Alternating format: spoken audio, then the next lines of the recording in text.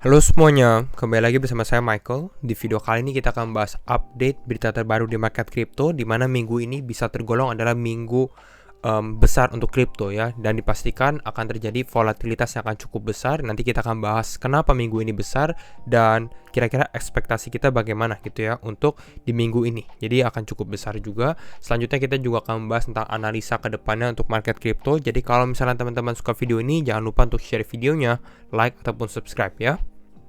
Kita update langsung masuk aja ke dalam pembahasan, di mana untuk hari ini market crypto mengalami penurunan sedikit 2,75%, dan ini memang sudah sempat kita bahas di mana kemarin ada indikasi untuk market sedikit mengalami penurunan gitu ya di last video. Nanti kita akan bahas lagi, kita review. Bitcoin sekarang berada di dalam area level 21.790 ya, mengalami penurunan sekitar 4%. Ethereum koreksi sekitar 6%. Jadi rata-rata mungkin mengalami penurunan ya.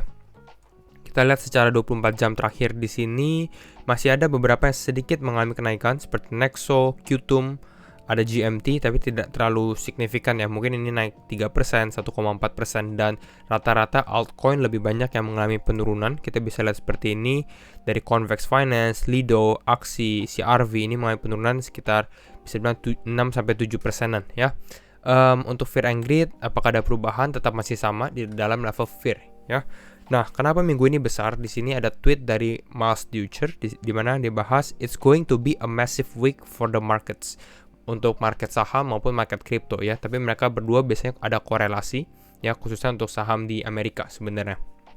Ya, di tanggal Juli 26 sampai 27 Juli itu ada yang namanya FOMC meeting ya di sini. Mungkin yang pentingnya lebih ke arah tanggal 27 sebenarnya ya.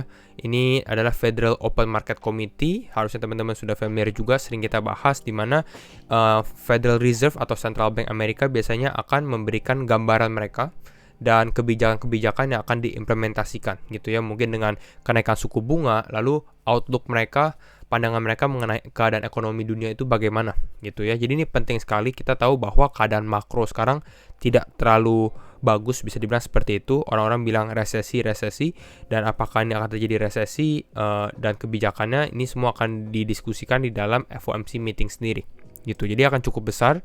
Selanjutnya bukan hanya FOMC, beberapa big tech atau perusahaan teknologi besar dunia seperti Microsoft, Google ini akan launch mereka punya earnings ya, mereka punya laporan keuangan. Sebelumnya kita sempat lihat Tesla keluarin laporan earnings mereka, dan mereka menjual 75% Bitcoinnya ya, yang sempat membuat market crypto ada koreksi. Jadi mungkin ada korelasinya juga gitu.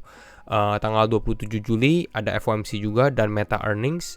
Lalu selanjutnya ini di tanggal 28 ya, ini waktu Amerika ya. Jadi mungkin ini di +1 kalau teman-teman mau lihat di waktu Indonesianya kira-kira. Nah, di 28 Juli ini ada US kuartal 2 GDP rilis. Jadi ini kuartal 2 bagaimana dengan keadaan GDP-nya.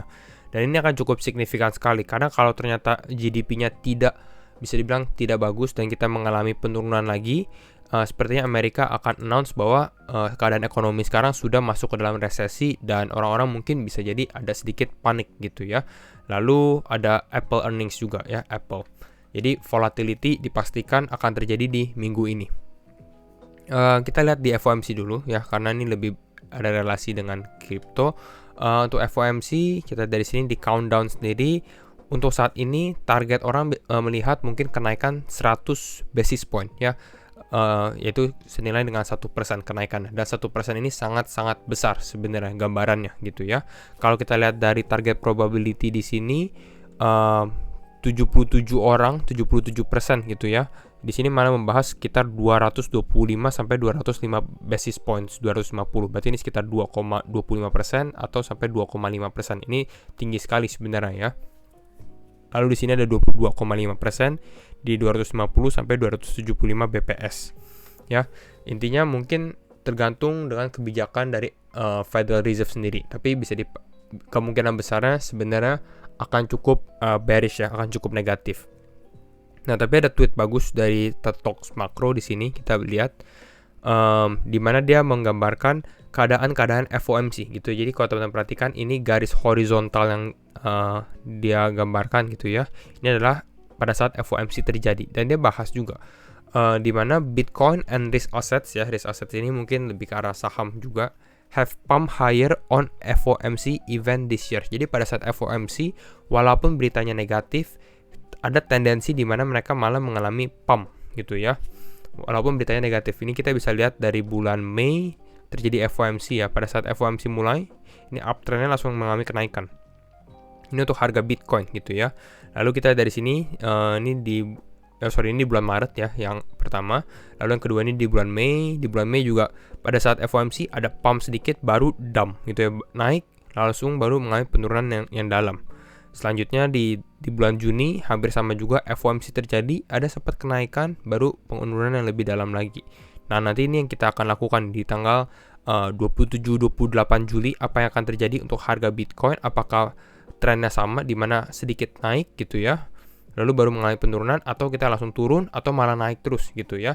Semuanya juga tidak ada yang tahu gitu ya, karena biasanya volatilitasnya akan cukup besar, dan kalau mungkin teman-teman buka posisi, apalagi mungkin pakai futures, itu harus sangat hati-hati gitu ya, karena takut terkena stop loss ataupun liquidate gitu ya. Kita lihat lagi di sini, dia bahas the wider economic environment hasn't really improved since June's meeting. Jadi memang ya, ini yang sempat kita bahas ya, bahwa memang keadaan ekonomi dunia ini bisa dibilang belum membaik, belum ada tanda-tanda membaik, justru mungkin bisa dibilang tambah buruk kalau kita lihat secara inflasinya. Jadi ini harus diperhatikan ya. Sekarang kita masuk ke dalam analisa teknikal, tapi mungkin sebelum kita masuk ke teknikal, kita membahas salah satu exchange ya. Di sini Binance ya. Jadi kalau misalnya teman-teman yang belum ada exchange Binance dan mungkin mau mulai jual atau membeli kripto, mulai belajar kripto, mungkin bisa download Binance juga. Binance ini salah satu exchange terbesar dan terbaik ya di dunia. Di sini ada buy, trade, and hold 600 plus. Jadi memang mereka offer sekitar 600 lebih cryptocurrency, dan fiturnya juga cukup lengkap. Ada staking, ada launchpad, dan banyak hal gitu ya yang teman-teman bisa manfaatkan untuk Binance. Jadi kalau misalnya teman-teman mau download Binance, silakan, atau bisa pakai referral code saya ada di dalam deskripsi juga ya. Dan di sini dia ada pilihan untuk teman-teman yang baru masuk kripto ya. Nanti ada Binance Lite namanya, atau ada Binance buat yang lebih teman-teman yang sudah familiar, Binance yang lebih advance gitu ya. Ada tampilan seperti ini juga. Nah, kira-kira itu untuk Binance. Kita masuk aja untuk analisa teknikal sekarang, bagaimana gitu ya. Untuk analisa teknikal, sebelumnya kita membahas kemarin untuk bagian weekly close ya. Kita lihat dulu secara weekly close-nya bagaimana. Kita ke grafik ini. Bagian weekly close, apakah Bitcoin berhasil closing di atas candle moving average 200-nya? Kita bisa lihat dari sini bahwa weekly close kemarin Bitcoin memang sempat pump cukup besar ya. Kita bisa lihat ini minggu kemarin Bitcoin pump total 16,9%. Tapi perlu diperhatikan bahwa Bitcoin tidak berhasil untuk closing di atas level 22.700 yang kita bahas di kemarin. Artinya apa? Artinya ini ada indikasi bahwa cenderung mungkin Bitcoin akan mengalami pelemahan dalam beberapa minggu berikutnya. Ya, kenapa? Karena artinya dia belum kuat ya. Kalau dia closing di atas ini body candle-nya, mungkin ada potensi dia ada kenaikan gitu ya. Tapi ternyata di sini Bitcoin cenderung mengalami pelemahan karena closingnya di bawah moving average 200-nya gitu. Jadi mungkin akan ada konsolidasi kembali ke level 20 ribuan di bawah sini. Jadi itu untuk Bitcoin. Kita bisa lihat secara trend sekarang bagaimana di time frame 4 jam. Ya, kita secara short term-nya. Nah, kita bisa lihat dari sini. Sebelumnya di video kemarin kita sempat bahas memang Bitcoin ada potensi, kita sempat membahas di kisaran time frame ini ya. Ada potensi Bitcoin untuk pump, tapi bukan pump sih sebenarnya, hanya kenaikan sementara karena dia mau tes ke area resistance di sebelah sini gitu ya. Karena dia sudah tes sekali di sini, tes 2 kali, dan ada tendensi dia tes 3 kali di area resistance lainnya. Dan memang benar kalau teman-teman perhatikan di sini Bitcoin sempat testing lagi ke area ini, walaupun setelah testing dia tidak berhasil breakout dan dia reject ya, ada rejeksi ke bawah yang cukup besar juga sebenarnya ya. Di sini Bitcoin mengalami penurunannya. Jadi itu yang kita bisa perhatikan.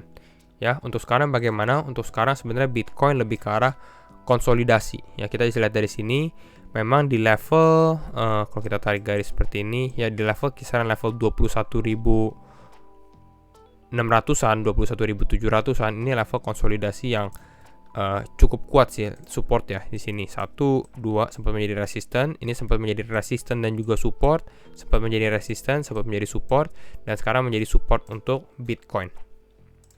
Jadi bisa expect mungkin kalau secara short term ya, kalau secara short term mungkin Bitcoin bisa konsolidasi ke area sini ya.